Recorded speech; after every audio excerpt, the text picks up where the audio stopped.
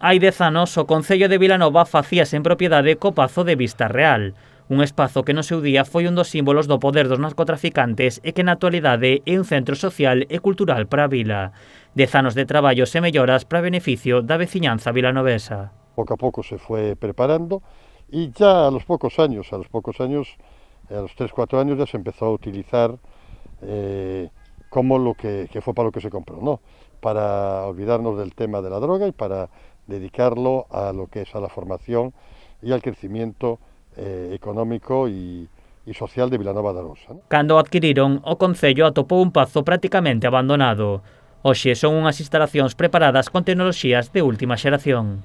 Hombre, pues mira, de ser un edificio, un cascarón vacío con unas placas de hormigón que no tenían ni electricidad ni nada, a ser un centro de formación con un montón de aulas y con un montón de equipamientos. O sea, todo es como ver un edificio que solo tiene el esqueleto o ver un edificio terminado con todo, ¿no? Incluso lo que eran las cocheras, que ahora mismo es una escuela de hostelería, con una cocina industrial, con todo. As instalacións están destinadas a un uso social e cultural, pero sobre todo educativo.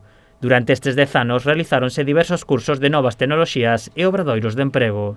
Aquí foi no primer sitio donde hubo impresoras 3D casi para dar cursos dos primeiros de Galicia cando empezaron.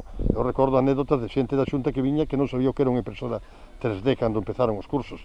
Aquí empezouse que a formación de crear redes nos edificios, de formación para que a xente poida traballar creando redes wifi nos edificios, nas casas. Numerosos alumnos que pasaron polo centro incorporáronse ao mundo laboral.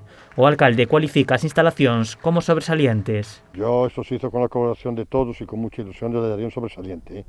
Se ha trabajado no un 10, pero un 9 sí, porque se ha trabajado.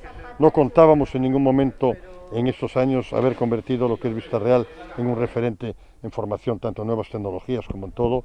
A formación continuará encabezando os futuros proxectos do Pazo de Vista Real.